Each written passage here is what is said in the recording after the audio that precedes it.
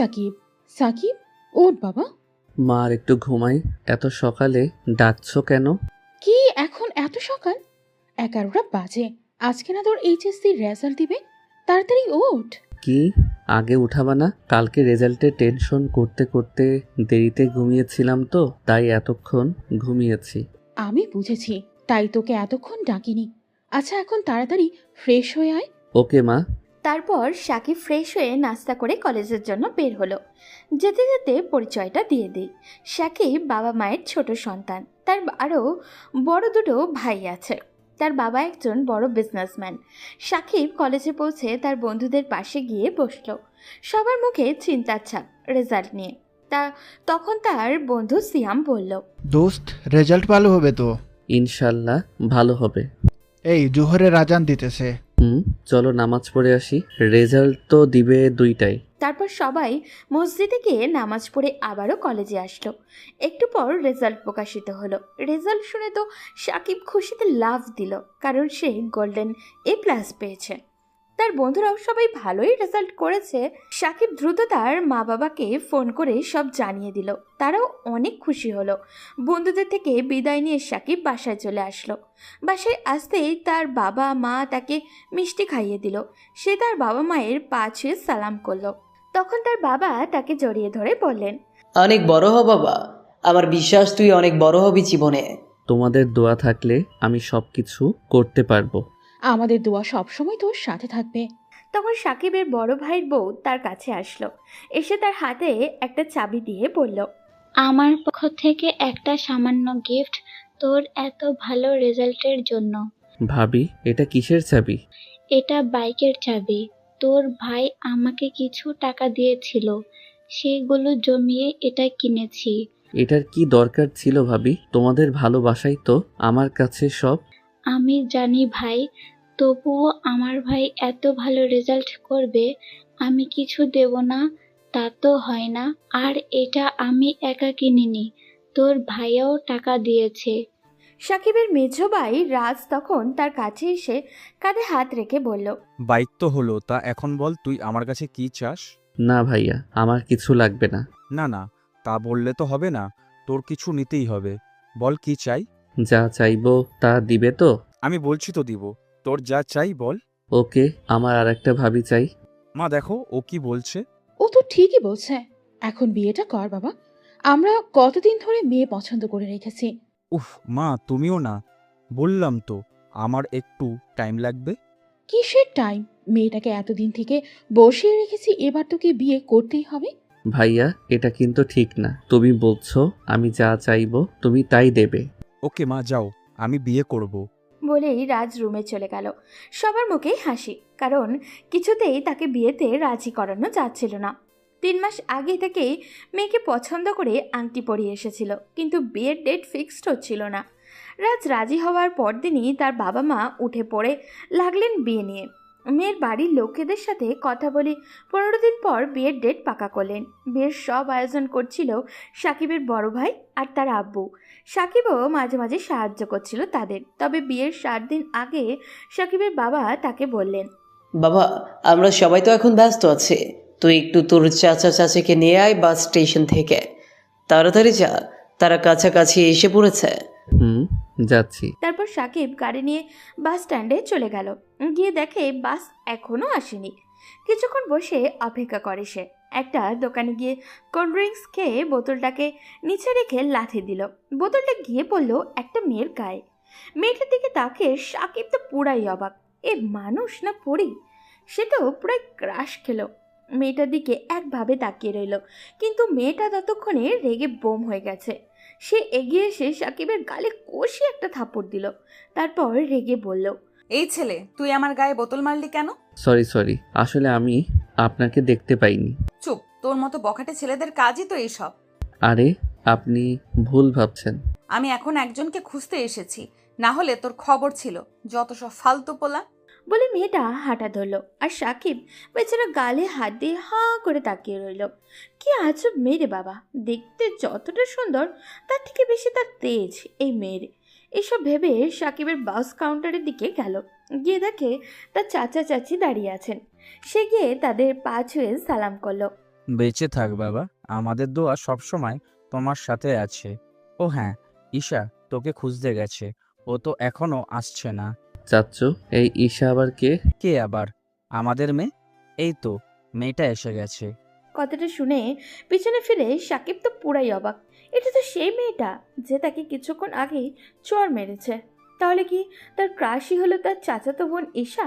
যাক, ভালোই হলো।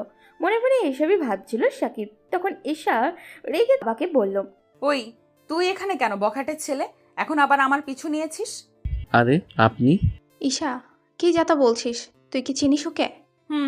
একটু আগেও আমার সাথে ঝগড়া করেছে। যা বাবা, ঝগড়া করলো সে, দোষ দিল আমার। শালার ক্রাশ খেয়েও শান্তি নাই। সাকিব বিড়বিড় করে এসব বলছিল। তখন তার চাচা বললেন, কি বলছিস এসব? ও ওরকম করতে পারে না, তোর মনে হয় ভুল হচ্ছে। কি? আমি বলছি তাও বিশ্বাস হয় না? ও কে? ও হচ্ছে তোর চাচাতো ভাই সাকিব। আচ্ছা বাবা, তুই বলতো কি হয়েছিল একটু আগে? সাকিব তখন সব খুলে বলল। সব শুনে তার চাচা চাচি দুজনেই হেসে উঠলেন। তারপর তারা সবাই গাড়িতে উঠল। সাকিব তাদের নিয়ে বাসায় এসে একসাথে সবাই লাঞ্চ করলো। খাওয়া দাওয়া শেষে সাকিব তার ফ্রেন্ডদের আড্ডার জায়গায় আসতে বলল। সবাই একে একে এসেও গেল, কিন্তু সাকিবের মন আড্ডায় বসছিল না। শুধু ঈশার মুখটাই ভাসছিল তার চোখের সামনে। কি করে মানুষ এত সুন্দর হয়? ওকে তো প্রথম দেখায় ভালো লেগেছিল, এখন কি তাহলে ভালোবেসে ফেলেছি? না, এ হতে পারে না। সে তো আমার 1 বছরের সিনিয়র। ধুর, একবার রিস্ক নিয়ে দেখবো নাকি? সাকিব মনে মনে এইসব ভাবছিল। হঠাৎই তার বন্ধু সিয়াম পিছন থেকে ধাক্কা দিয়ে বলল, কোন জগতে আসিস তুই? সত্যি করে বল, কি ভাবছিলি আর মিটি মিটি হাসছিলি? আমার মনে হয় শালাই কারু প্রেমে পড়ছে। তুই ভুলে যাস কেন? আমার কোনো বোন নেই, তোর বোন আছে, তাই শালা হলে তুই আমার হবি। আমি তোর শালা হব কেমনে? শালা, যতই কথা ঘুরাও কোনো লাভ নেই, সত্যিটা বল এখন। তাহলে শোন, আমার একজনকে ভালো লেগেছে, আমার চাচাতো বোন ঈশা। কিন্তু সমস্যা হলো সে আমার 1 বছরের সিনিয়র। আরে ভাই, এটা কোনো সমস্যা হলো? সিনিয়র হয়েছে তাতে কি, প্রেম করা যাবে না? যাবে, কিন্তু তবুও ভয় করে।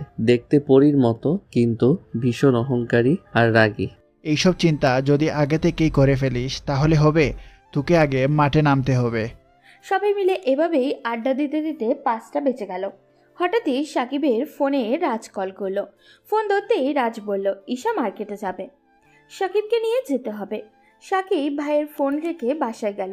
এসে যখন শুনল তাকে সাকিবের সাথে বাইকে যেতে হবে, তখন সে সাকিবের কাছে এসে বলল, তোর বাইকে যাব ভালো কথা, কিন্তু কথায় কথায় ব্রেক মারবি না। কারোর গায়ের উপর ওঠার ইচ্ছে আমার নেই। আমি ওই রকমের ছেলে না, আর এসবের ইচ্ছাও আমার নেই। ঈশা কিছু না বলেই বাইকে উঠে বসলো। সাকিব বাইক নিয়ে মার্কেটে আসলো। বেশ কিছুক্ষণ ঘোরাঘুরির পর যখন ঈশার কেনাকাটা শেষ হলো, তখন তারা দুজন বাইরে আসলো। বাইকে উঠতে যাবে, ঠিক তখনই সাকিব দেখলো তার ক্লাসের বান্ধবীগুলা দাঁড়িয়ে আছে। তিথি তখন সাকিবের কাছে এসে বলল, কিরে সাকিব, কে এটা? আর একসাথে মার্কেটে ব্যাপার বুঝলাম না। সাকিব তখন একটু মজা করে বলল, এটা তোদের ভাবি। সাকিব এটা বলে যে ঈশার দিকে তাকালো, দেখলো ঈশার রাগে চোখ মুখ কেমন জানি লাল হয়ে গেছে। সাকিব কিছুটা ভয় পেয়ে গেল, কিন্তু তিথি হেসে আবার বলল, আমাদের ভাবি তো দেখতে অনেক সুন্দর, অনেক সুন্দর মানিয়েছে তোদের। তা কবে থেকে শুরু করলি আমাদের না জানিয়ে? তোদের সাথে তো অনেক দিন দেখা হয়নি, তাই বলতে পারিনি। কুত্তা, একদম মিথ্যা বলবি না। তুই প্রথম সপ্তাহ আগেও আমাকে হাবিবের নামে মিথ্যে বলে টাকা নিয়েছিস। তোর কাছ থেকে অনেক দিন টাকা নেইনি, তাই তোর সাথে দেখা হওয়ার পর টাকা না নিলে হয়? তবে তোর জন্য কষ্ট হচ্ছে দোস্ত। এই, তুই আবার হ্যালি করছিস? আজ আমি তোকে 1 পয়সাও দেব না। ঈশা চুপচাপ এদের কাহিনী দেখছে আর হাসছে। তখন সাকিব নীলাকে বলল, আস্তে আস্তে তোদের রিলেশনের এমন 12টা বাজাবো না, আর কখনো জোড়া লাগবে না।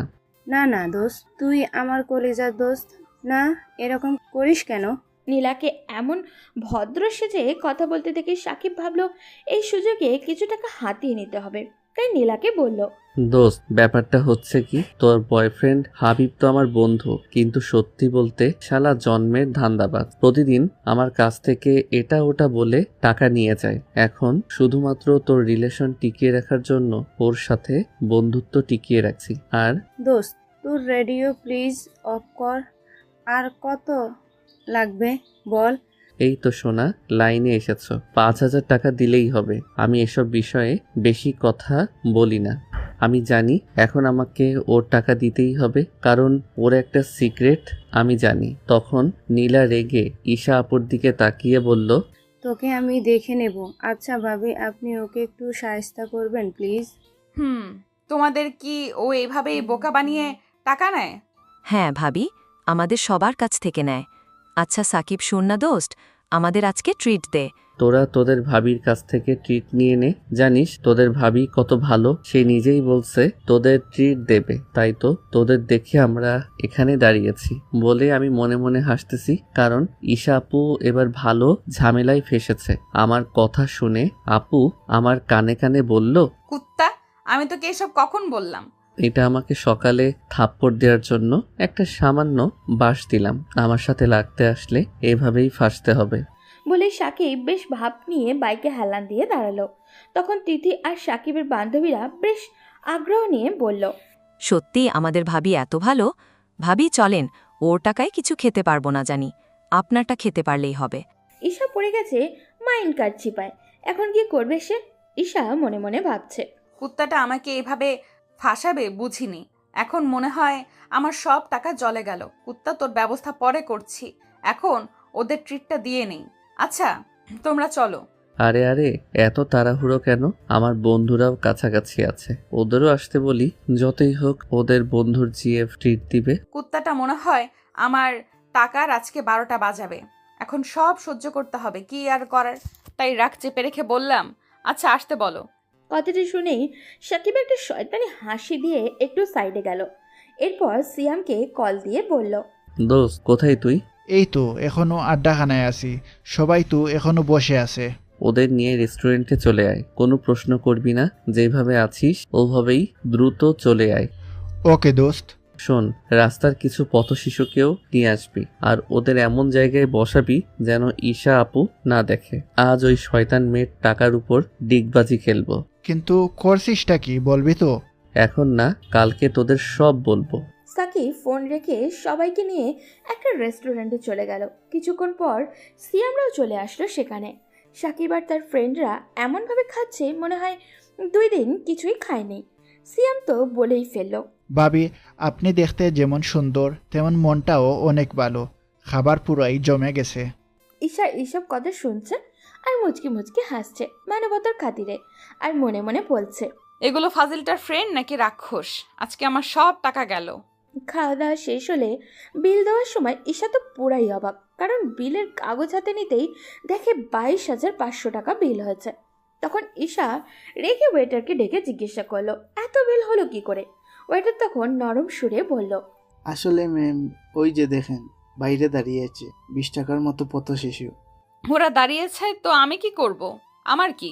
আসলে ম্যাম, ওরা স্যারদের সাথে এসেছে, তাদের সবার খাবারের টাকাও এখানে এড আছে। আপনি স্যারকে জিজ্ঞেস করতে পারেন, স্যারই আমাদের বলেছেন ওদের যা লাগে দাও। সাকিব আর সিয়ামের দিকে ইশারা করে ওয়েটার কথাটা বলল। সাকিব আর চোখে ঈশার দিকে তাকাতেই দেখলো মেয়েটা তার দিকে রাগের চোখে তাকিয়ে আছে। সুযোগ বুঝে সাকিব ঈশাকে চোখ টিপ দিল। তা দেখে তো ঈশা আরও তেলে বেগুনে চলে উঠল। ফাজিল, তোর জন্য আমার এতগুলো টাকা গেল, তার উপর আবার চোখ টিপ মারছিস? তোর একটা ব্যবস্থা করবই। আমার সাথে ফাজলামো করার মজা হারে হারে টের পাবি। কথাটা ভেবে আস্তে আস্তে কার্ডটা বের করলাম। আমার এতগুলো টাকা এইভাবে জলে যাবে? কি আর করার, বিল মিটিয়ে সবাই বাইরে আসলাম। একে একে সবাই বিদায় নিয়ে চলে গেল। তখন সাকিব আমার কাছে এসে বলল, আরে আপু, দাঁড়িয়ে কি দেখেন? এখন চলেন বাসায়, সবাই ওয়েট করবে। হারামি, তোর জন্য আমার এতগুলো টাকা লস হলো। এটা আমাকে থাপ্পড় দেওয়ার জন্য?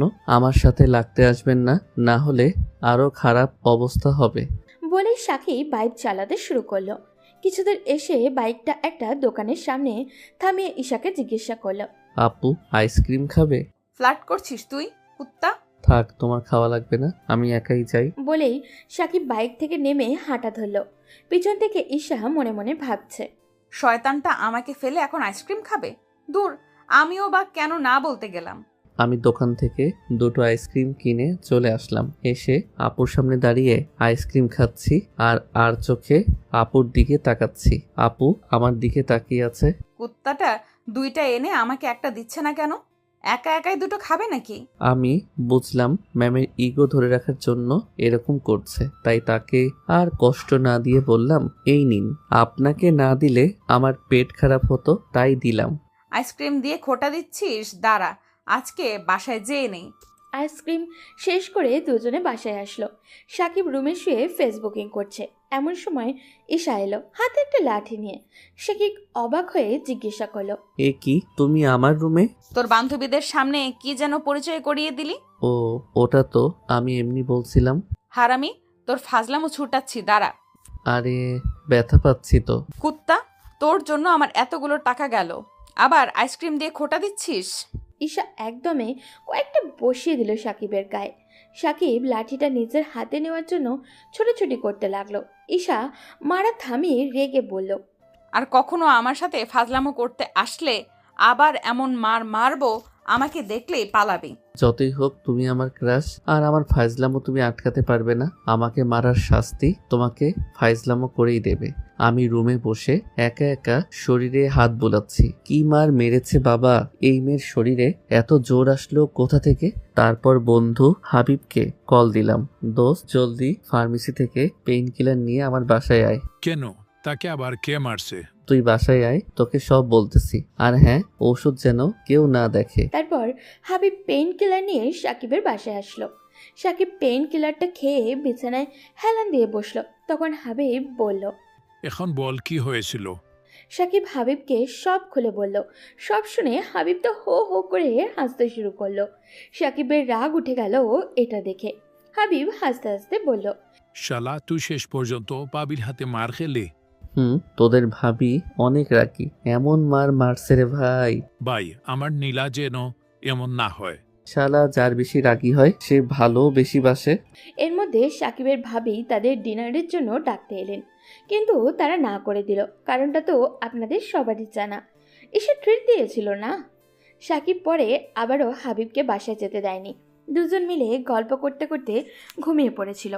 পরদিন সকালে ঘুম থেকে উঠে দেখলো শরীরে কোনো প্রকার ব্যথা নেই। নাস্তা করে হাবিব আর সাকিব দুজনে ভাবতে বসলো কিভাবে ঈশার কাছ থেকে প্রতিশোধ নিবে। কিছুক্ষণ বসে ভাবনার পড়ার পর সাকিব ঈশার রুমে গেল। আপু কি করো তুমি? এই শোন, আমি তোর বড়, তো আমাকে আপনি করে বলবি। পারবো না, আমি তোমাকে বিয়ে করব।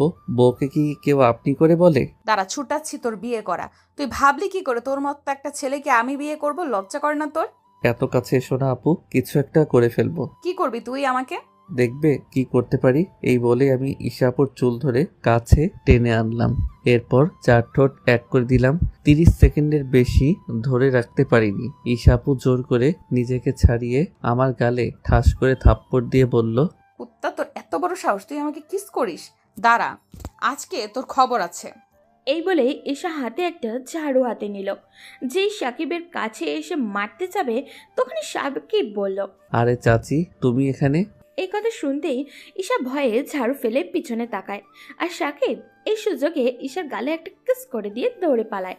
কুত্তা, তুই আমাকে আবার কিস করলি? শয়তান, সাহস থাকলে দাঁড়া এখানে, বলে সে সাকিবের পিছনে দৌড় দিল। ওদিকে সাকিব দৌড়ে গিয়ে তার চাচার পিছনে দাঁড়ালো। এটা দেখে ঈশা রাগে ফুসতে ফুসতে চলে গেল নিজের রুমে। সাকিবও তার চাচির সাথে কিছুক্ষণ কথা বলে রুমে আসলো।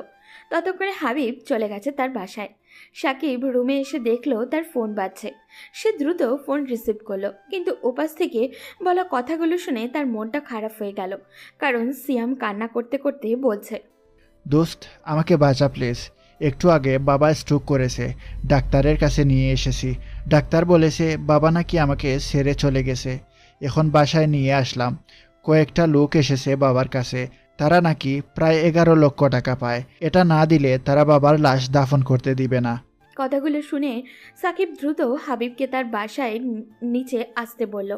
সে আসতেই তারা দুজন দ্রুত ব্যাংকে চলে গেল। সেখানে সাকিব তার অ্যাকাউন্টে তার ভাইয়ের জমা করা সব টাকা তুলে নিল। এই টাকাটা সাকিবের ভাই তার অ্যাকাউন্টে রেখেছিল, কারণ তারা সাকিবকে বাইরে পড়তে পাঠানোর সিদ্ধান্ত নিয়েছিল। হাবিবও তার কাছে থাকা 1.5 লক্ষ টাকা তুলে সাকিবের হাতে তুলে দিল।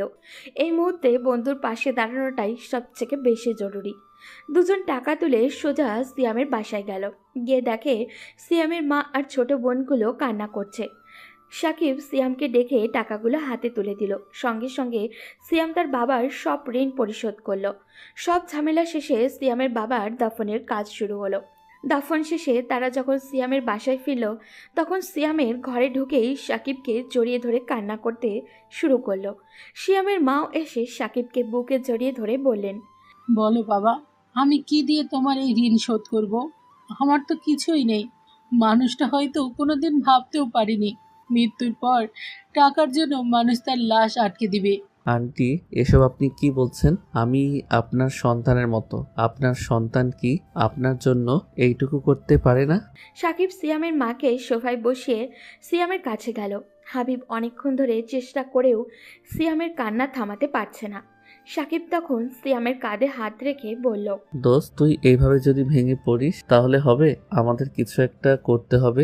তোর বাবার বিজনেসটা তোকেই আবার দাঁড় করাতে হবে।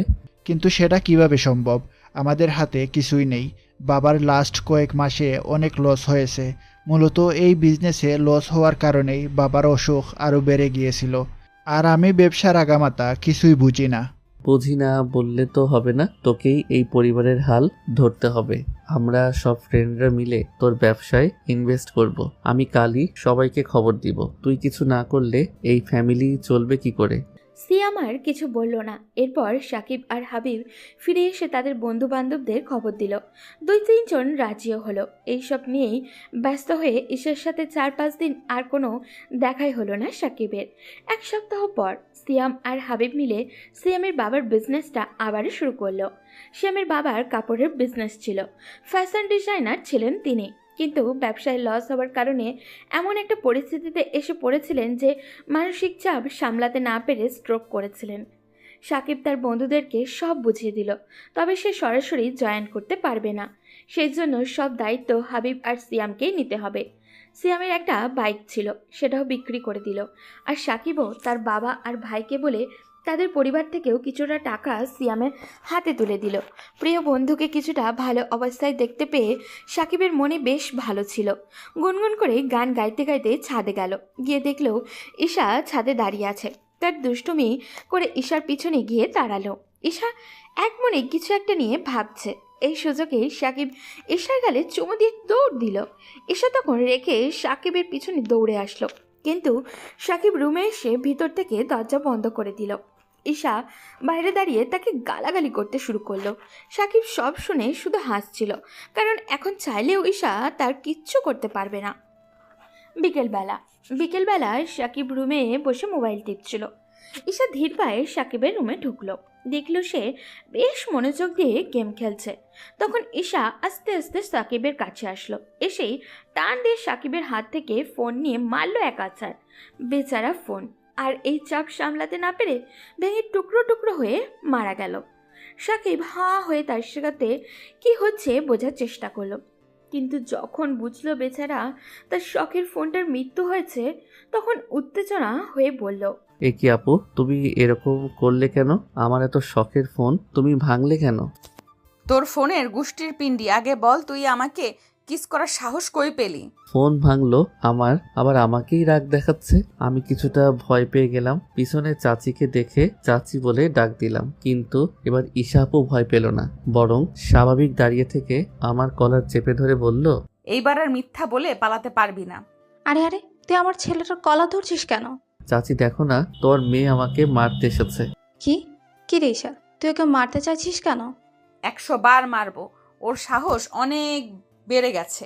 এবার তো তুমি বাঁচিয়ে দিলে, কিন্তু আমি ওর কাছ থেকে প্রতিশোধ নিয়েই ছাড়বো বলে ঈশা রেগে রুম থেকে বেরিয়ে গেল।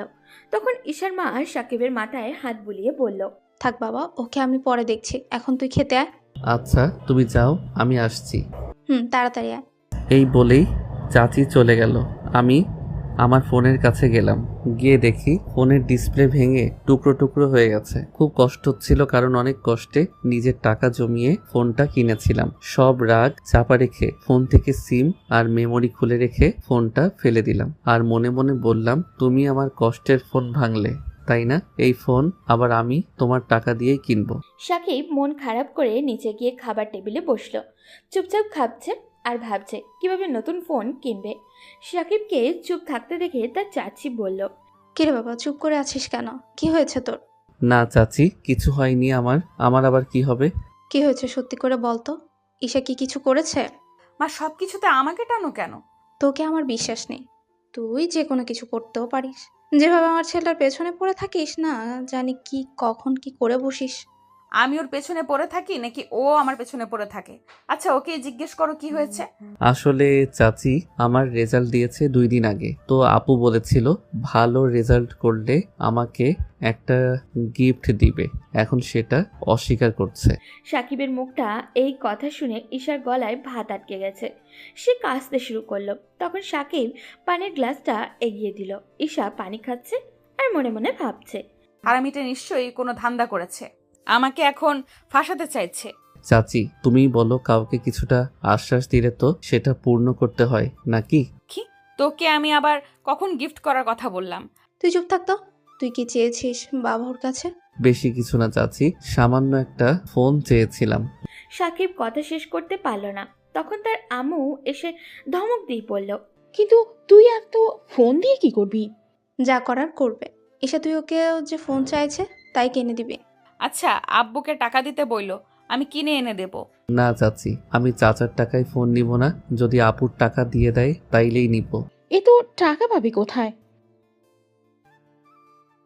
কেন? ওর স্কলারশিপের টাকা আছে না, ও সেই টাকা দিয়ে কিনে দেবে।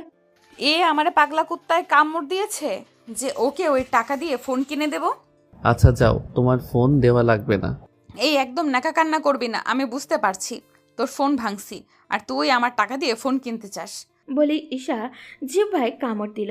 বলে সত্যিটা মুখ থেকে বেরিয়ে গেছে। এদিকে এই কথা শুনে সঙ্গে সঙ্গে ঈশার মা রেগে চিৎকার করে বলল, কি? তুই ওর ফোন ভাঙছিস?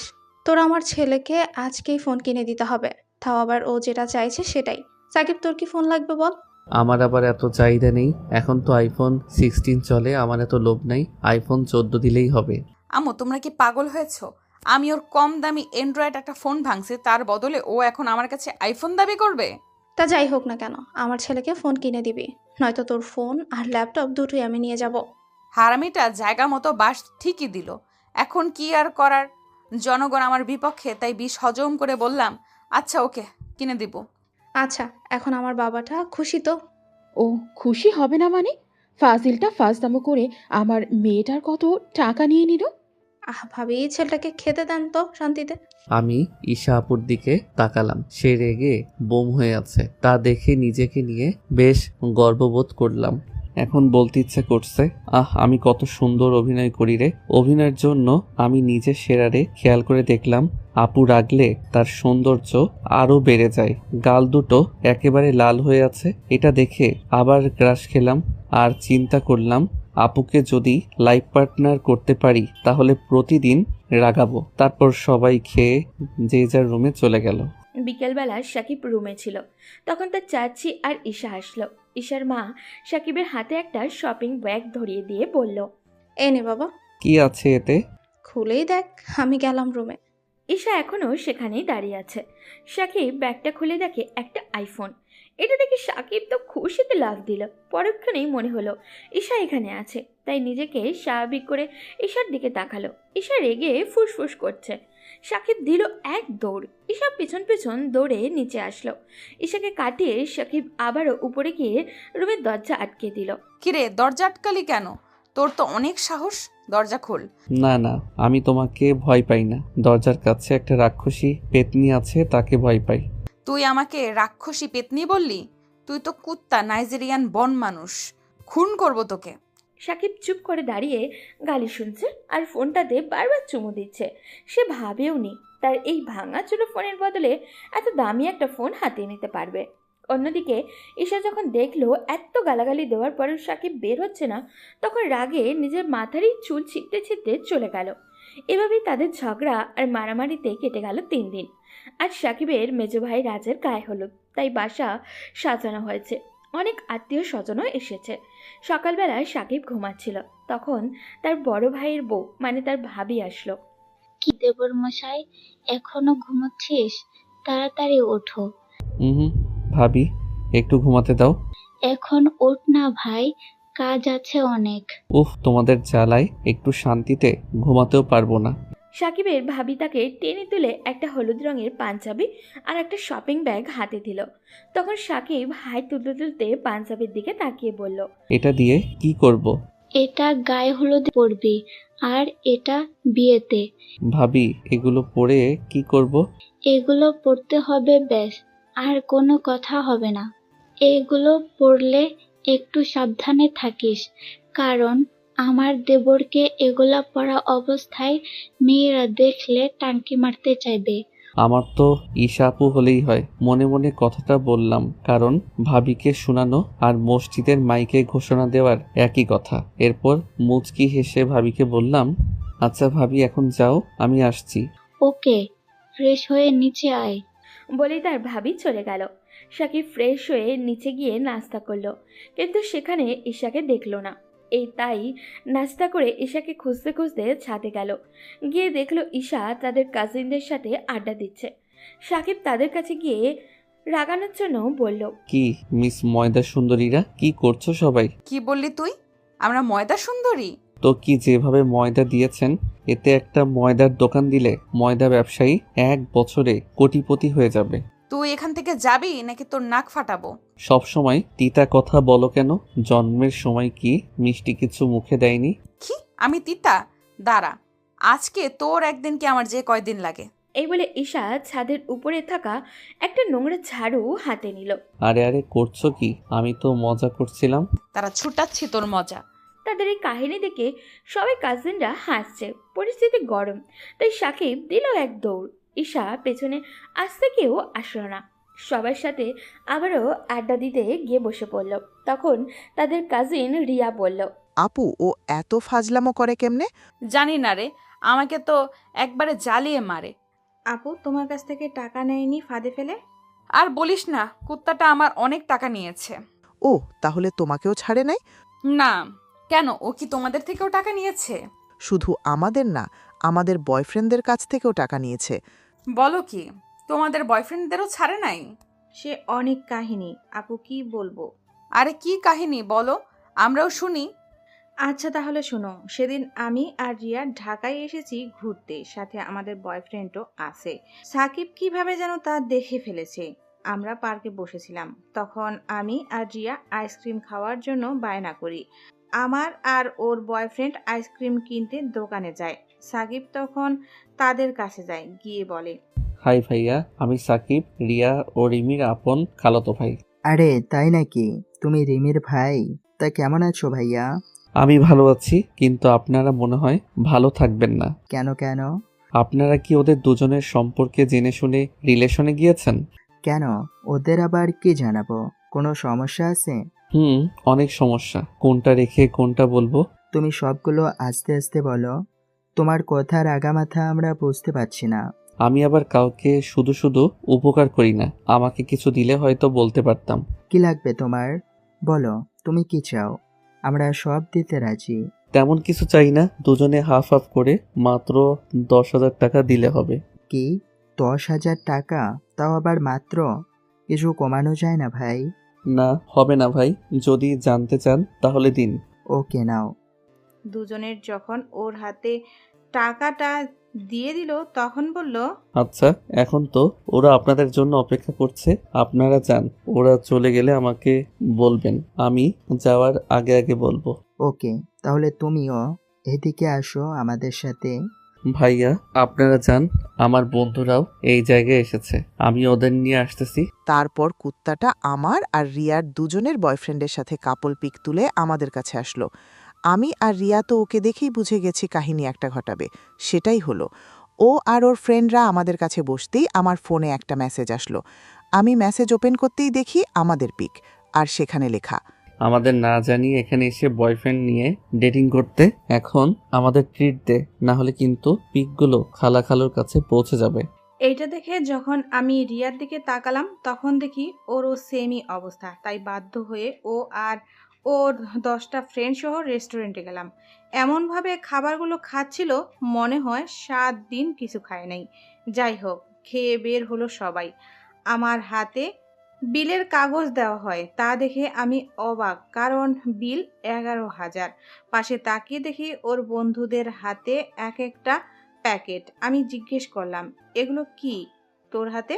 আরে একসাথে দুজন ট্রিট দিলে কারটা খাবো, তাই একজনেরটা খাইছি, আর একজনেরটা পার্সেল করে নিয়ে নিলাম। আচ্ছা যাই হোক, এখন ভাইরা শোনো, ওদের কোনো সমস্যা নেই, আমি ফাইজলামো করে আপনাদের থেকে টাকা নিয়েছিলাম। ওদের বিয়ে করলে তো আমি আপনাদের শালাই হব, তাই আগে থেকেই একটু মজা করলাম আর কি। এটা শুনে আমি আমার বয়ফ্রেন্ড আসিফের দিকে তাকিয়ে বললাম, মানে কি, ও তোমাদের থেকেও টাকা নিয়েছে? 10,000 টাকা নিয়েছে। কি হয়েছিল সব খুলে বলো তো। তারপর ওরা আইসক্রিমের দোকান থেকে টাকা নেওয়া পর্যন্ত সব খুলে বলল। এরপর আর কি, ততক্ষণে পাখি তার বন্ধু বান্ধব নিয়ে উড়াল দিয়েছে। এই ছিল আমাদের বাস দেওয়ার গল্প। রিমির মুখে কথাগুলো শুনে ঈশা হো হো করে হেসে উঠল। এরপর বলল, ও তাহলে তোমাদের এইভাবে বোকা বানিয়েছে? কি করব বলো, শয়তানটার বুদ্ধির সাথে পেরে উঠি না। ফাজিলাটাকে কিছু করতে গেলে উল্টো আমাদের কিছু না কিছু করে দেয়। এখন চলো লাঞ্চ করে যে যার রুমে গিয়ে রেডি হই। অন্যদিকে সাকিব সবার কাছে হেল্প করে করে ক্লান্ত হয়ে গেল। তারপর ফ্রেশ হয়ে লাঞ্চ করে হালকা ঘুমিয়েও নিল। ঘুম থেকে উঠে রেডি হয়ে বের হলো। বেরিয়ে দেখলো হলুদের স্টেজ সাজানো হয়েছে। তারপর সিঁড়ির দিকে তাকিয়ে সে তো অবাক, কারণ সিঁড়ি দিয়ে ঈশা একটা হলুদ শাড়ি পরে নামছিল। একদম পরীর মতো লাগছিল তাকে। সাকিব এক ধ্যানে তাকিয়ে আছে। তখন ঈশা তার সামনে এসে হাতে তুড়ি বাজিয়ে বলল, কিরে এইভাবে ভ্যাবলাকান্তের মতো তাকিয়ে কি দেখিস? তোমাকে দেখি আপু। কি তুই আমাকে দেখিস? এভাবে বেহায়ার মতো একটা মেয়েকে দেখিস, লজ্জা করে না? আরে আমি কি বলছি, আপনার সৌন্দর্য দেখি মিস ময়দাবতী। এই কথা শুনে তো ঈশা রেগে আগুন হয়ে গিয়ে চিৎকার করে বলল, কি বললি তুই? আমি ময়দাবতী? তা নয়তো কি, যেভাবে ময়দা দিয়েছেন এতে 1 বস্তা ময়দা মনে হয় আপনার মুখেই আছে। কি বললি তুই? দাঁড়া, আজকে তোর একদিন কি আমার যে কয়দিন লাগে। বলে ঈশা সাকিবকে ধরতে যাবে, তার আগে সাকিব সেখান থেকে চলে গেল। রুমে গিয়ে তার ক্যামেরা নিয়ে বের হলো। সবাই যার যার মতো ক্যামেরাম্যানের কাছে গিয়ে ছবি তুলছে। এদিকে সাকিব সুযোগ পেলেই ঈশার ছবি তুলছে। হঠাৎই ঈশার চোখে সেটা ধরা পড়তেই সে সাকিবের কাছে এসে রেগে বলল, তুই আমার ছবি তুললি কেন? কই না তো, আমি কেন তোমার ছবি তুলবো? তোতলাচ্ছিস কেন তুই? আমি নিশ্চিত তুই আমার ছবি তুলেছিস। কই, আমি তোমার কোনো ছবি তুলিনি। বললেই হলো, দেখি তো ক্যামেরাটা দে। কি করবে ক্যামেরা দিয়ে? বললাম তো আমি তোমার কোনো ছবি তুলিনি। আরে তুই আগে ক্যামেরা দে। এই বলেই ঈশা জোর করে ক্যামেরাটা নিয়ে নিল। ক্যামেরা নিয়ে সে তো পুরাই অবাক, কারণ পুরো ক্যামেরা জুড়ে শুধু তার ছবি। এবার ঈশা সাকিবের দিকে রাগী একটা লোক নিয়ে তাকালো। কিরে, তুই তো বললি একটা ছবিও তুলিসনি। আসলে আপু হয়েছে কি? আসলে কি? দাঁড়া, তোকে আজকে আমি। বলে সে আশেপাশে কিছু একটা খুঁজতে লাগলো। ঠিক সেই সময় তার চাচি কোথা থেকে এসে বলল, আরে তোরা এখানে? আমি তোদের সারা বাড়ি খুঁজে বেড়াচ্ছি। কেন, কি হয়েছে? চল, গায়ে হলুদের অনুষ্ঠান শুরু হবে তো। সাকিব হালকা হেসে ঈশার হাত থেকে ক্যামেরাটা নিয়ে চলে গেল। একটু পর গায়ে হলুদের অনুষ্ঠান শুরু হলো। যে যাকে পারছে হলুদ লাগাচ্ছে, কিন্তু সাকিব ঈশাকে কোথাও দেখতে পেল না।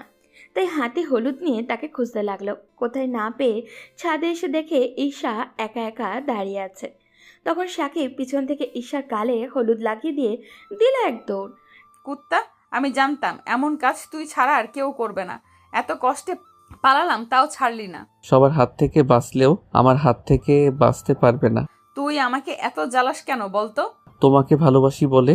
কি বললি? হ্যাঁ, আমি তোমাকে ভালোবাসি আপু, প্লিজ আমার ভালোবাসা গ্রহণ করে নাও। সাকিবের কথা শেষ করতে পারেনি তার আগেই ঈশা ঠাস ঠাস করে 2টা থাপ্পড় বসিয়ে দিল সাকিবের গালে। এরপর রেগে বলল, তুই এত খারাপ হবি জানতাম না। আমি তোর বড় বোন হই। তাতে কি, তুমি তো আর আমার আপন বোন না। তাছাড়া চাচাতো বোনকে বিয়ে করা জায়েজ আছে। চাচাতো বোন তো কি হয়েছে, আমি তোর বড়। বড় হলে বিয়ে করা যাবে না, এটা কোথায় লেখা আছে? আমার মাথা ব্যথা করছিল, এর মধ্যে এইরকম কিছু করতে পারছিলাম না, ভীষণ বিরক্ত লাগছিল। তাই তাকে বললাম, বলছি না আমি তোকে ভালোবাসি না। তাছাড়া আমি তোকে সহ্যই করতে পারি না।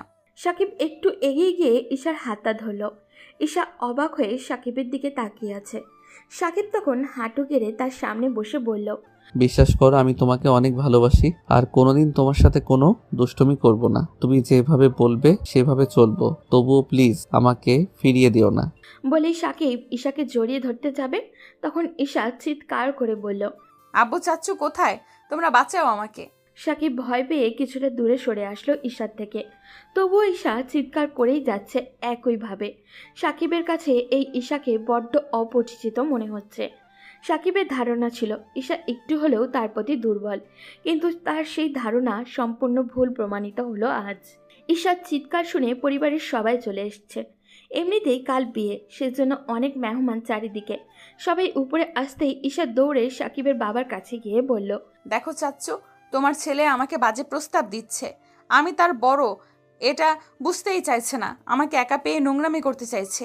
আমি আব্বুকে এমনিতেই অনেক বেশি ভয় পাই, তবে এই কথাটা শোনার পর আমি মাটিতে বসে পড়লাম। আমি চিন্তাও করতে পারিনি সে এরকম কিছু করতে পারে। আমি তখন তার সামনে গিয়ে বললাম, আপু তুমি এসব কি বলছো? আমি তো তোমাকে এরকম কোনো কথা বলিনি। চুপ, একটাও কথা বলবি না। তোর এত বড় সাহস কি করে হলো তুই আমার মেয়েকে এরকম প্রস্তাব দিস? তোকে জন্ম দিয়ে কি আমি ভুল করেছি? এতগুলো মানুষের সামনে তুই এইভাবে আমাকে অপমান করতে পারলি? এই বিয়ের দিন তোকে এটা করতে হলো? সাকিব কি বলবে ভেবে পাচ্ছে না, তার কথা কাউকে বিশ্বাস করাতেই পারছে না। তখন রিমিও এসে বলল সে দেখেছে সাকিব ঈশাকে ডিস্টার্ব করে। এই কথা শুনে আত্মীয় স্বজনের সামনে তার বাবার মুখ কালো হয়ে গেল। গায়ে হলুদে আসা মহিলারাও কানাঘুষো শুরু করলো। লজ্জায় তার বাবার মাথা নিচু হয়ে ফেললেন।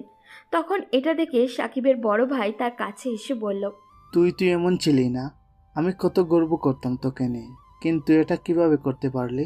এই বাড়ি ভর্তি মানুষের সামনে আমাদের অপমান করতে পারলি? ভাইয়া বিশ্বাস কর আমি কিছু করিনি, উনি মিথ্যা বলছে। আমি শুধু তাকে ভালোবাসি কথাটা বলেছিলাম। আমি তাকে ভালোবাসি। কথাটা বলতেই সাকিবের ভাই তার গালে থাপ্পড় মেরে দিল। যে ভাইয়া তাকে নিজের জীবনের থেকেও বেশি ভালোবাসতো আজ মারল তাকে। সাকিব মাটিতে বসে পড়ল। তখন তার ভাই রেগে বলল, তোর লজ্জা করে না নিজের থেকে বড় একটা মেয়েকে ভালোবাসার কথা বলিস? সে তো ওর থেকে বড়, সেটা কি তুই জানিস না? এরপরেও এসব ভাবলি কি করে? এতক্ষণ সব সহ্য করে গেলেও এরপর ঈশা যেটা করলো সেটা সাকিব কোনোভাবেই মানতে পারল না, কারণ সে বিশ্বাস করে সিয়ামকে টাকা দেওয়ার কথা ঈশাকে বলেছিল। ঈশা সাকিবের ভাইকে বলল, ভাইয়া ও শুধু আমাকে বাজে প্রস্তাব দিয়েছে, এরকম না। তোমরা তার পড়াশোনার জন্য যে টাকা জমিয়ে রেখেছিলে সেই টাকা সে তুলে নিয়েছে। এই কথা শোনার পর সবাই সাকিবের দিকে তাকালো। সাকিব মাথা নিচু করে ফেলল। সেটা দেখে তার আব্বু রেগে তাকিয়ে তার দিকে মারতে শুরু করলো। মারতে মারতে বলল, আমি কিভাবে তোকে নিজের সন্তান বলে পরিচয় দিব? আমরা তোর ভবিষ্যতের জন্য টাকাগুলো রেখেছিলাম, সেই টাকা কি করেছিস? নিশ্চয়ই কোনো মেয়ের পেছনে ঢেলে দিয়েছিস, তাই না? বিশ্বাস কর আব্বু, আমি এরকম কোনো কাজ করিনি। ওই টাকা দিয়ে আমি সিয়ামের পরিবারকে সহযোগিতা করেছি। একদম মিথ্যা বলবি না। তোর কি প্রয়োজন সিয়ামের পরিবারকে সহযোগিতা করার? আমরা তোর ভবিষ্যতের জন্য এই টাকা জমিয়ে রেখেছিলাম।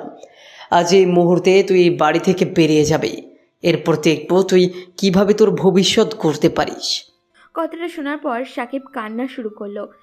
এখন সে কোথায় যাবে, কি করবে? সে কান্না করতে করতে তার বাবার পায়ে ধরে বলল, আব্বু বিশ্বাস করো আমি এরকম কিছু করিনি। তোমাদের ছেড়ে আমি থাকতে পারবো না। তোমরা প্লিজ আমার কথাটা একটাবার বিশ্বাস করো। সাকিবের আম্মু তখন তার কাছে আসলো। এসে তার আব্বুকে বলল, আচ্ছা আমরা এই বিষয়টা নিয়ে পরে কথা বলতে পারি না? এটা আমাদের পারিবারিক বিষয়। ওকে সবার সামনে এভাবে অপমান করার কি খুব বেশি দরকার? চুপ, একদম চুপ। তুমি একটা কথাও বলবে না। ওকে এখন এই বাড়ি থেকে বের হয়ে যেতে বলো, না হলে আমি নিজেই বাড়ি থেকে বের হয়ে যাব। সে কি আমাকে এই বুড়ো বয়সে বাড়ি ছাড়া দেখতে চায়? সাকিব বুঝলো তাকে এখন কেউ বিশ্বাস করবে না, তাই উঠে দাঁড়িয়ে তার আম্মুকে বলল, আম্মু তোমাকে চিন্তা করতে হবে না, আমি এই বাড়ি থেকে চলে যাচ্ছি। তবে একটা কথা শুনে রাখো, আমি কোনো অন্যায় করিনি। আমি তাকে ভালোবাসি, এখনো বলছি। আর ওই টাকা আমি কোনো খারাপ কাজে ব্যবহার করিনি। শ্যামের বাবা মৃত্যুর সময় অনেক ঋণ করে গিয়েছিলেন। পাওনাদাররা শ্যামের বাবার লাশ আটকে দিয়েছিল টাকার কারণে। সেই টাকা দিয়ে মানুষটাকে আমি দাফন করেছি। আর এতে যদি আমার অন্যায় হয়ে থাকে তাহলে আমি অন্যায় করেছি সেটা আমি মেনে নিচ্ছি। তোমাদের ভয় পেতে হবে না। যদি বেঁচে থাকি একদিন তোমাদের এই টাকা আমি পরিশোধ করে দেব। বলে সাকিব বাড়ি থেকে বেরিয়ে পড়ল। কার জন্য সে এত কিছু করলো? কাকে ভালোবাসলো যে মানুষটা তাকে এতটা ঘৃণা করলো? তার উপর এমন একটা জঘন্য অপবাদ দিতে যে একবারও চিন্তা করলো না। সে বুঝতে পারছিল না এখন কি করবে, কোথায় যাবে।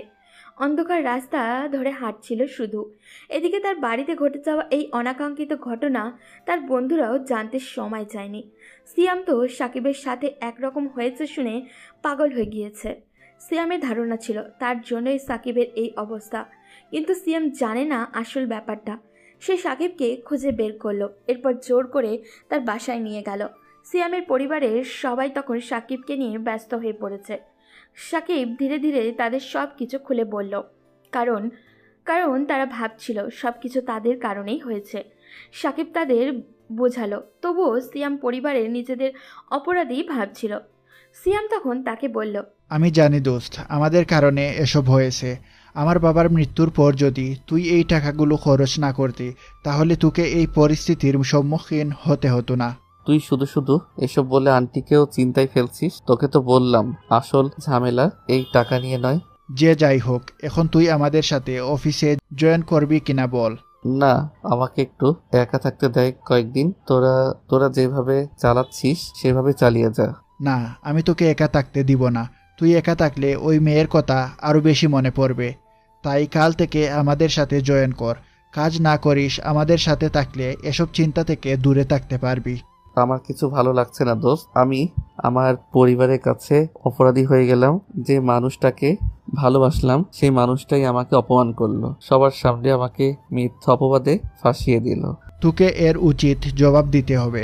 তুই ওই টাকাটা ফেরত দিয়ে দিবি। ওই মেয়ের কথা ভুলে যা। আমি জানি ভুলে যাওয়াটা এত সহজ না, কিন্তু আমাদেরকে এখন শক্ত হতেই হবে। সাকিব কিছু না বলে সিয়ামের রুমে গিয়ে শুয়ে পড়ল।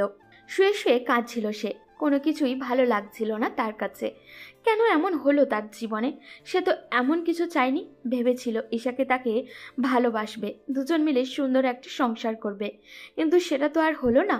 তবুও ঈশার সেই পাগলামিগুলোকে খুব মিস করছিল সে। যে মানুষটা তাকে এতটা অপমান করলো সেই মানুষটাকে মিস করছে সাকিব। এর চেয়ে বড় বোকামি আর হয়তো কিছুই হতে পারে না এই দুনিয়ায়। পরদিন সকালে সাকিব মনে মনে সিদ্ধান্ত নেয়, সিয়ামের কথাই ঠিক, তাকে কিছু একটা করতেই হবে। সে সিয়ামের সাথে কথা বলে ব্যাপারটা নিয়ে সিয়ামও বেশ খুশি হয়। সিয়াম হয়তো কৃতজ্ঞতা প্রকাশ করতে চেয়েছিল, তাই সব দায়িত্ব সাকিবের হাতে তুলে দিতে চায়, কিন্তু সাকিব সেটা নিতে আপত্তি জানায়। সে সিয়ামকেই মূল দায়িত্ব রেখে বাকি কাজগুলো হাবিবকে হেল্প করার সিদ্ধান্ত নিয়েছে। এরপর শুরু হয় সেই চঞ্চল সাকিবের গম্ভীর এক জীবন, যেখানে হাসি আনন্দ জিনিসটাই অপরিচিত। সাকিব সবসময় কাজ নিয়ে ভেবে চলেছে। কাজের ভেতরে ডুবে থাকলেও ঈশাকে কিছুটা হলেও ভুলে থাকতে পারবে ও, তবুও সেটা খুবই সামান্য সময়ের জন্য। এদিকে ঈশা প্রথম খুব খুশি ছিল সাকিবকে বিদায় করতে পেরে। ব্যাপারটা ততটা সিরিয়াসভাবে নেয়নি সে, কিন্তু হঠাৎ করে যেন সব কিছু পাল্টে গেল। কী থেকে কী হয়ে গেল সেটা নিজেও বুঝে উঠতে পারল না। সে ভেবেছিল সবাই সাকিবকে মারবে, অপমান করবে, কিন্তু তার আঙ্কেল যে এভাবে সাকিবকে বাড়ি থেকে বের করে দেবেন এটা সে কল্পনাও করেনি। সে জানে না সাকিব কোথায় আছে, কি করছে, তবে তার কথা খুব বেশি মনে পড়ছিল ঈশার। তাকে দেখার তীব্র আশঙ্কা জেগে উঠল। উপায়ন্তর না পেয়ে সে সাকিবের রুমে গিয়ে বসে থাকলো। গত কয়েকদিন থেকে এই রুমে বসে থাকলে তার কিছুটা মানসিক শান্তি অনুভব হয়। সে সাকিবের রুমে গিয়ে এটা ওটা নাড়াচাড়া করছিল। হঠাৎই দেখতে পেল একটা ডায়েরি। ডায়েরিটা খুলতেই অবাক হয়ে গেল সে। পুরো ডায়েরি জুড়ে শুধুই তার কথা লেখা।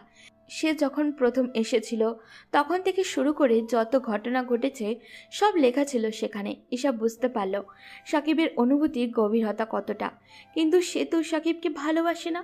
ডায়েরিটা রেখে দিয়ে নিজের রুমে ফিরে গেল সে। নিজেকে বোঝানোর চেষ্টা করলো, কিন্তু কিছুতেই পারল না। এভাবে দিন কাটতে লাগলো। প্রতিদিনের মতোই সকালে সূর্য উঠত, আবার বিকেলে অস্তও যেত। দেখতে দেখতে কেটে গেল 7 মাস। সাকিব আর তার বন্ধুরা মিলে সিয়ামের বাবার ব্যবসাটা এখন মোটামুটি একটা ভালো পর্যায়ে নিয়ে এসেছে। দিনে শত ব্যস্ততা থাকলেও তার প্রতিটা রাত কাটত চোখের জলে বালিশ ভেজাতে ভেজাতে। কিন্তু ঈশা কি তাকে মনে করে শুধু এটাই সে জানে না। তবে নিজেকে এই বলে সান্ত্বনা দিত যে ঈশা তো সুখে আছে। যদি ঈশা সুখে থাকে তাহলে তার আপত্তি কোথায়? সে তো সবসময় চাইতো ঈশা সুখেই থাকুক। তাই নিজের অনুভূতিগুলো লুকিয়ে রেখে সে তার নিজের মতো করে জীবন চালাতে শুরু করলো। এদিকে ঈশা আর থাকতে পারছিল না। এই 7 মাস তার কাছে মনে হয়েছিল 7 বছরের মতো দীর্ঘ। এবার সে বুঝতে পারল সে সত্যিই সাকিবকে ভালোবাসে, কিন্তু সেদিন কেন বুঝতে পারেনি, কেন এত বড় অন্যায়টা করেছিল। ঈশার আজকে নিজেকে বড্ড বিরক্তি লাগছে নিজের প্রতি। সবাই যখন ব্রেকফাস্ট করতে বসেছে সে সবার সামনে গিয়ে সাকিবের বাবার পায়ে জড়িয়ে ধরে পড়ল। চাচু, তুমি আমাকে ক্ষমা করে দাও, আমি অনেক বড় একটা অন্যায় করে ফেলেছি। সাকিব সেদিন আমাকে কোনো বাজে প্রস্তাব দেয়নি, আমার মাথায় অনেক রাগ উঠে গিয়েছিল, সেই জন্য এরকম করে ফেলেছি। সে শুধু বলেছিল সে আমাকে ভালোবাসে, তোমরা প্লিজ আমাকে ক্ষমা করে দাও, আমি ওকে ভালোবেসে ফেলেছি, ওকে ছাড়া থাকতে পারছি না। ঈশার কান্না দেখে সবাই তার দিকে হাঁ হয়ে তাকিয়ে আছে। সবাইকে চুপ থাকতে দেখে ঈশা আরও ভয় পেয়ে গেল। সে তখনও আবারও কান্না করতে করতে বলল, তোমরা সবাই আমাকে মারো কাটো যাই করো না কেন, তাকে বাড়িতে ফিরিয়ে নিয়ে আসো, আমি আর এইভাবে থাকতে পারছি না। আমি তাকে অনেক বেশি ভালোবেসে ফেলেছি। সেদিন আমি কি করেছি সেটা আমি নিজেও জানি না। আর টাকাগুলো সত্যিই সে সিয়ামের বাবার জন্য খরচ করেছিল, সেই ব্যাপারে আমি খোঁজ নিয়েছি। সাকিবের বাবা তখন ঈশাকে ধরে ওঠালেন। ঈশা ভাবল এই হয়তো তাকে থাপ্পড় মারবেন, কিন্তু তার আঙ্কেল কিছু না বলে তাকে জড়িয়ে ধরল। আমরা বুঝতে পেরেছি মা, তুই তোর ভুল বুঝতে পেরেছিস। এখন আমাদের উচিত আমার ছেলেটাকে ফিরিয়ে নিয়ে আসা। আমি তার সাথে সেদিন অনেক খারাপ ব্যবহার করেছি। আম্মু আমাকে অনেক বকাবকি করলো, মারতে এসেছিল, কিন্তু আঙ্কেল সবার থেকে আমাকে সেভ করলো। কিন্তু যেই মানুষটা আমার জন্য বাড়ি থেকে বের হয়ে গেল তাকে কিভাবে খুঁজে বের করব? আমি সাকিবের বন্ধু বান্ধবের কাছে খোঁজ নিতে শুরু করলাম, জানতে পারলাম সে সিয়ামের সাথে থাকে। সেই জন্য আমরা তাড়াতাড়ি চলে গেলাম সিয়ামের বাসায়, কিন্তু সিয়ামের বাসায় যাওয়ার পর জানতে পারলাম সে বাসায় নেই। আমি অনেক রিকোয়েস্ট করলাম সিয়ামের মায়ের কাছে, কিন্তু তারা আমাকে জানালো এই ব্যাপারে তারা কিচ্ছু জানে না। সেজন্য ব্যর্থ হয়ে বাসায় ফিরে আসলাম। এরপর প্রায়ই সিয়ামের বাসায় যেতাম, কিন্তু কোনো দিন তার দেখা পাইনি। সিয়ামের মায়ের কাছে গিয়ে অনেক কান্না করেছি, রিকোয়েস্ট করেছি, কিন্তু তিনি কোনোভাবেই আমার সাথে সাকিবের দেখা করতে দেননি। আজ পুরো 1 বছর 3 মাস হয়ে গেছে। প্রতি মাসেই ঈশা আপু আসতো আমার সাথে দেখা করার জন্য। আমি আড়াল থেকে তাকে কয়েকবার দেখেছি, অনেক শুকিয়ে গেছে। প্রতিবার এসে অনেক কান্না করত, হয়তো নিজের ভুলের জন্য অনুতপ্ত, কিন্তু আমি চাই না তার সামনে গিয়ে নিজের কষ্টটা আরো বাড়িয়ে দিতে, কারণ এখনো প্রতিটা রাত আমার কাছে ভীষণ যন্ত্রণার মনে হয়। এই 1 বছরে আমরা 3 বন্ধু মিলে ব্যবসাটা ভালো একটা জায়গায় আনতে পেরেছি। তবে আজ আমি সিয়ামের পরিবারের সবাইকে নিয়ে একটা বিরাট কাজে যাচ্ছি। কাজটা একটু অদ্ভুত হলেও এটা আমাকে করতেই হবে। আমি সবাইকে নিয়ে আমার বাসায় চলে গেলাম। বাসায় ঢুকেই আমি আমার আব্বুর সামনে দাঁড়ালাম। পরিবারের সবাই আমাকে দেখে দৌড়ে আমার কাছে আসলো, কিন্তু সিয়াম তাদেরকে কথা বলতে নিষেধ করলো। আজ আমি কথা বলবো। সেদিন আমার কথা কেউ বিশ্বাস করেনি। আমি তখন বাবার সামনে টাকাগুলো রাখলাম। এরপর বললাম, আব্বু না সরি, আপনি তো আমাকে নিজের সন্তান বলে স্বীকার করেন না, তো মিস্টার রফিক চৌধুরী আপনার সামনে আজ আমি আপনার টাকাগুলো রেখে দিলাম। আপনি তো এই টাকার জন্য আমাকে যা নয় তাই বলেছিলেন, কিন্তু দেখেন এই মানুষগুলোর দোয়ার কারণে, তাদের সহযোগিতার কারণে আজ আমি আপনার সামনে টাকাগুলো ফেরত দিতে পেরেছি। আশা করি আপনার টাকার দ্বিগুণ টাকা আমি আপনাকে দিতে পেরেছি। সাকিবের বাবা ছেলের কাণ্ড দেখে কান্না করতে শুরু করলো। সাকিবের খুব কষ্ট হচ্ছিল, কিন্তু তাদের সামনে এভাবে থাকলে হবে না, তাই সিয়ামকে বলল, সিয়াম শোন, তাদেরকে টাকাগুলো বুঝিয়ে দেই আর চল আমরা এখান থেকে চলে যাব। সিয়াম তখন সাকিবের আব্বুর সামনে গিয়ে টাকাগুলো দিয়ে বলল, আঙ্কেল, আমি আপনাকে আমার বাবার মতো সম্মান করি। আমার বাবার মৃত্যুর পর তাকে দাফন করতে দেয়া হচ্ছিল না এই টাকার কারণে, কিন্তু আমার বন্ধু নিজের জীবনের রিস্ক নিয়ে এই টাকাগুলো আমাকে দিয়েছিল। আমি সব কিছুর জন্য দায়ী, তবে আমার বন্ধু কোনোদিন কোনো অন্যায় করেনি। সে হয়তো আগে অনেক দুষ্টুমি করত, কিন্তু জেনে বুঝে কারো ক্ষতি করেনি। সেটা আমি খুব ভালো করেই জানি। আপনি কিভাবে নিজের সন্তানকে অবিশ্বাস করতে পারলেন? আপনি জানলে অবাক হবেন যে বন্ধু প্রতিটা সেকেন্ড কথা বলতো, একটা মিনিট কথা না বলে থাকতে পারতো না। সেদিনের পর থেকে সে একদম নিশ্চুপ হয়ে গেছে। বিশ্বাস করেন, তার প্রতিটা কষ্ট এসে আমার বুকে আঘাত এনেছে। আজ আমি কি বলবো আপনার সামনে দাঁড়িয়ে? সাকিবের আব্বু তখন সাকিবের কাছে আসলেন, এসে তাকে জড়িয়ে ধরে কান্না করতে শুরু করলেন। সাকিব কি করবে বুঝে উঠতে পারছেন না। সে তার বাবাকে কোনোদিনও কান্না করতে দেখেনি, কিন্তু আজকে মানুষটা কান্না করছে। আমরা সব জানি বাবা, আমাদেরকে সব কিছু ঈশা 2 মাস পরেই বলে দিয়েছে। কিন্তু কতবার গিয়েছি সিয়ামের বাসায়, সিয়ামের সাথে কথা বলেছি, তার পরিবারের সাথে কথা বলেছি, কিন্তু কেউ তোমাকে দেখার সুযোগ দেয়নি। আমরা বারবার গিয়েছি তোমাকে বাসায় ফিরিয়ে নিয়ে আসার জন্য। মেয়েটা ভুল করে ফেলেছে, নিজের ভুলের জন্য অসুস্থ হয়ে পড়ে আছে নিজের রুমে, ঠিকমতো খাওয়া দাওয়া করে না, সব কিছু বন্ধ করে দিয়েছে। আজ আমাদের ঈশাকে দেখলে চেনাই যায় না এই সে মেয়ে যে বাড়িটা মাতিয়ে রাখতো। তুই কিভাবে পারলি নিজের বাবা মাকে ছেড়ে এইভাবে থাকতে? সাকিব কোনো কথা বলছে না, চুপচাপ দাঁড়িয়ে আছে। তার আম্মু তখন তার কাছে আসলেন, এসে তাকে জড়িয়ে ধরে ভীষণ কান্না করতে শুরু করলেন। সাকিবও তার আম্মুকে জড়িয়ে ধরে কান্না করছে। তখন তার মা কাঁদতে কাঁদতে বলল, বাবা, আমি আর কয়দিনই বা বাঁচব? আমি তোকে আমার বুকে রেখে মরতে চাই। কথা দে আর কোনোদিন আমাদেরকে ছেড়ে চলে যাবি না। তোকে ছাড়া এই বাড়িটা শূন্য শূন্য লাগে। তোকে ছাড়া এই বাড়িটা একটা লাশের ঘর মনে হয়। সাকিব কোনো কথা বলছে না, এখনও দাঁড়িয়ে আছে। তার ভাইয়েরাও ঠিক এই রকমই আচরণ করলো। সাকিব কি করবে বুঝে উঠতে পারছে না। তখন হঠাৎ করেই সিঁড়ির দিকে তাকিয়ে দেখলো ঈশা নামছে। সাকিবকে দেখা মাত্রই সে চিৎকার করে কান্না করতে করতে দৌড়ে তার দিকে এগিয়ে আসলো। সাকিব ঈশাকে দেখে পাথরের মতো দাঁড়িয়ে আছে। সে ঈশার দিকে তাকাতে পারছে না। এই রকম অবস্থা কি করে হলো মেয়েটার? এত ভয়ঙ্কর পরিস্থিতি সে তো চায়নি। ঈশা তখন কান্না করতে করতে সাকিবের পা জড়িয়ে ধরে বলল, প্লিজ আমাকে ক্ষমা করে দাও। আমি অনেক বড় অন্যায় করেছি। আমি জানি আমি যে অন্যায় করেছি সে অন্যায়ের কোনো ক্ষমা হয় না। সেদিন আমি তোমার অনুভূতি বুঝতে পারিনি, কিন্তু এখন আমি প্রতিটা মুহূর্তে বুঝতে পারি তোমাকে আমি কতটা ভালোবাসি। প্লিজ আমাকে ক্ষমা করে দাও শেষবারের মতো। সাকিব কোনো কথা বলছে না, চুপচাপ দাঁড়িয়ে আছে। তার দিকে ঈশা কান্না করতে করতে বলল, কি হলো, কথা বলছো না কেন? এতদিন আমি বেঁচে ছিলাম শুধু তোমার জন্য, তোমার কাছে ক্ষমা চাইবো বলে, কিন্তু এখন ক্ষমা চাইছি। যদি ক্ষমা না করো তাহলে আমি আত্মহত্যা করব। আমি শুধু চাইছিলাম তোমাকে শেষবারের মতো কথাটা বলতে। যদি বলতে পারি তাহলে আমি আত্মহত্যা করব, যদি না বলতে পারতাম তাহলে মরেও শান্তি পেতাম না। ঈশা মরে যাবে কথাটা শোনার পর সাকিবের মনটা অস্থির হয়ে গেল, কিন্তু সে কি করবে বুঝে উঠতে পারছিল না। তখন সিয়ামের মা তাদের কাছে আসলেন, এসে বললেন, বাবা, আমার জন্য তুমি সব কিছু হারিয়েছিলে। আজ আমি বলছি, জীবনে অনেক খারাপ পরিস্থিতি আসে যেটা আমাদেরকে ভালো পরিস্থিতির কাছে নিয়ে যায়। সেই দিন যদি সে তোমাকে অপমান করে এই বাড়িতে থেকে বের না করে দিত, তাহলে তুমি আজকে এই জায়গায় পৌঁছাতে পারতে না। সেদিনের অপমানের কারণে আজকে তুমি নিজেকে চিনতে শিখেছ। তাই ওইটাকে তোমার জীবনের একটা ভালো মুহূর্ত মনে করো। সব কিছু ভুলে তাকে ক্ষমা করে দাও। সে নিজের ভুল বুঝতে পেরেছে। আন্টি, কি বলবো? আমি চাইলেও তাকে ক্ষমা করতে পারছি না। নিজের মনের কাছে আমি হেরে যাচ্ছি। দেখো বাবা, আমরা যেটাকে নিজের মনের মধ্যে ধারণ করে রাখি সেটাই আমাদের সাথে হয়। তুমি এখন তাকে ঘৃণা করছো না, বরং দূরে সরে যাওয়ার চেষ্টা করছো, কিন্তু তুমি কোনোদিনও সেটা পারোনি। অন্তত আমি খুব ভালো করেই জানি। আমি রাতে তোমাকে কান্না করতে দেখেছি। তুমি তাকে আগের মতোই ভালোবাসো। তাই সব কিছু ভুলে কি নতুন করে শুরু করা যায় না?